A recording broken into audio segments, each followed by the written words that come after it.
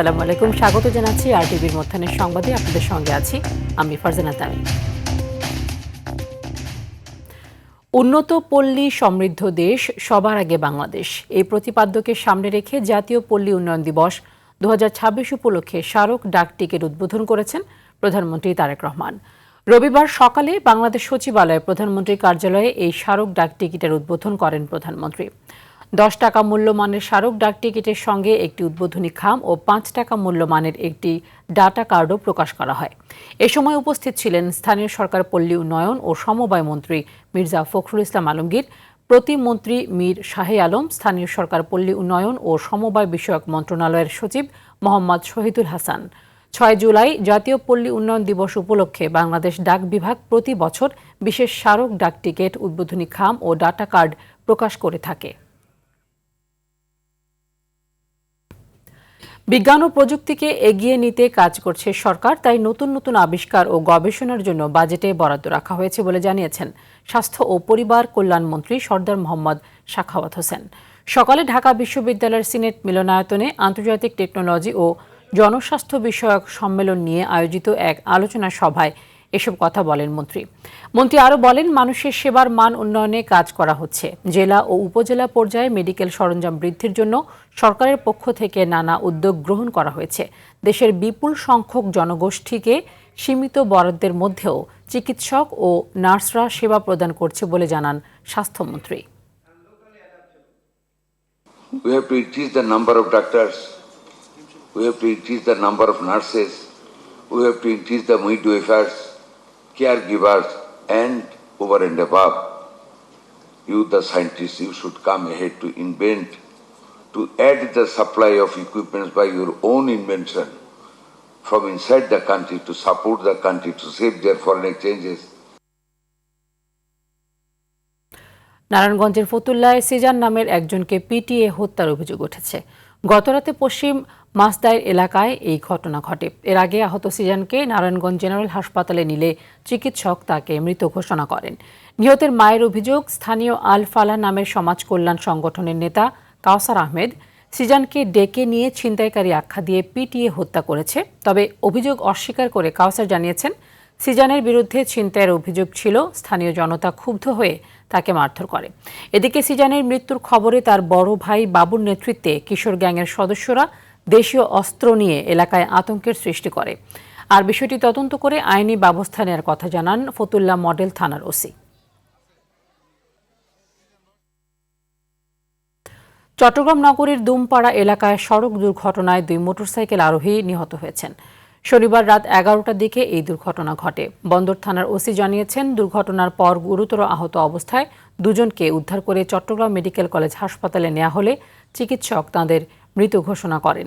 নিহতদের একজন সীতাকুণ্ড উপজেলার ফৌজদারহাট এলাকার আসাদুল, অন্যজনের পরিচয় জানা যায়নি। তাদের মরদেহ ময়না তদন্তের জন্য হাসপাতালের মর্গে রাখা হয়েছে।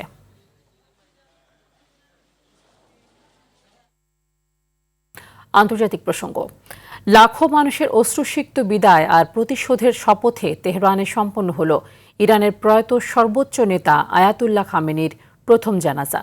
শিশু নাতনি সহ পরিবারের 4 সদস্যের কফিন ঘিরে গ্র্যান্ড মোসাল্লায় নামে কোটি মানুষের ঢল।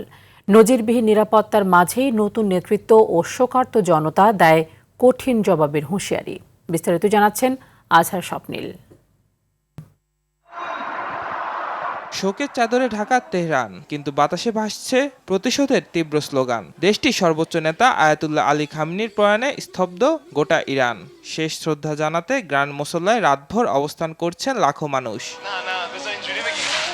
তেহরানের গ্র্যান্ড মোসল্লায় স্থানীয় সময় সকাল 8টায় সম্পন্ন হয় আয়াতুল্লাহ খামেনির প্রথম জানাজা। হামলায় নিহত খামেনির সঙ্গে তার শিশু নাতনি সহ পরিবারের অন্য 4 সদস্যের কফিন সামনে আনা হলে কান্নায় ভেঙে পড়েন উপস্থিত জনতা। তীব্র গরমের মধ্যেও জনসমুদ্র সামলাতে পুরো এলাকায় পানি ছিটানো হয়। এই জানাজা শেষে সোমবার তেহরানে রাষ্ট্রীয় শোভাযাত্রা এবং পরবর্তীতে পবিত্র শহর কমে নেওয়া হবে তার মরদেহ।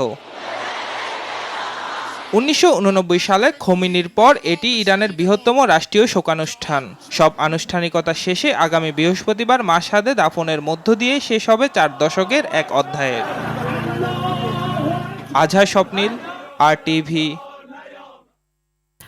ভেনেজুয়েলায় সম্প্রতি আঘাত হানা জোড়া ভূমিকম্পে মৃতের সংখ্যা বেড়ে প্রায় ৩,০০০-এ পৌঁছেছে। শনিবার দেশটির সরকারি হিসেব অনুযায়ী এ পর্যন্ত ২,৯৫৪ জনের মৃত্যুর খবর নিশ্চিত করা হয়েছে। নিখোঁজ রয়েছেন ৪১,০০০-এরও বেশি। এছাড়াও বাড়িঘর হারিয়ে এখনও বহু মানুষ খোলা আকাশের নিচে বা আশ্রয় কেন্দ্রে দিন কাটাচ্ছেন। লাতিন আমেরিকার সাম্প্রতিক সময়ের অন্যতম ভয়াবহ এই ভূমিকম্পে সবচেয়ে বেশি ক্ষতিগ্রস্ত হয়েছে রাজধানী কারাকাসের উত্তরে অবস্থিত উপকূলীয় লা গুয়াইরা অঞ্চল। সেখানে অসংখ্য আবাসিক ভবন সম্পূর্ণ ধসে পড়েছে। শক্তিশালী দুটি ভূমিকম্পের ১০ দিন পর ধ্বংসস্তূপে জীবিত মানুষের সন্ধান পাবার সম্ভাবনা দ্রুত ফুরিয়ে আসছে। ফলে কার্যক্রম গুটিয়ে নিতে শুরু করেছে আন্তর্জাতিক উদ্ধারকারী দলগুলো। তবে অনেক পরিবার এখনও স্বজনদের মরদেহ উদ্ধারের চেষ্টা চালিয়ে যাচ্ছে।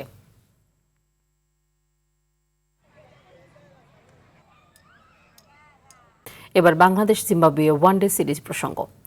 জিম্বাবুয়ের বিপক্ষে ৩ ম্যাচের ওয়ানডে সিরিজকে সামনে রেখে হারারেতে অনুশীলন করেছে বাংলাদেশ ক্রিকেট দল।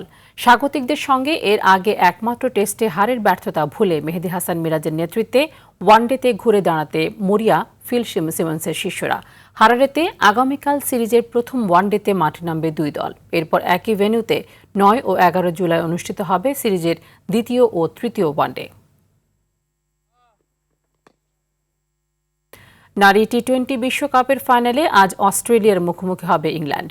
লর্ডসে ম্যাচ শুরু রাত 8:30টায়। গ্রুপ পর্বে সবগুলো ম্যাচ জিতে সেমিফাইনাল নিশ্চিত করা অস্ট্রেলিয়া সেরা 4-এর লড়াইয়ে ওয়েস্ট ইন্ডিজকে 8 উইকেটে উড়িয়ে দিয়েছিল। এখন পর্যন্ত অপরাজিত থাকা 6বারের চ্যাম্পিয়নদের লক্ষ্য সপ্তমবারের মতো ট্রফি উঁচিয়ে ধরা।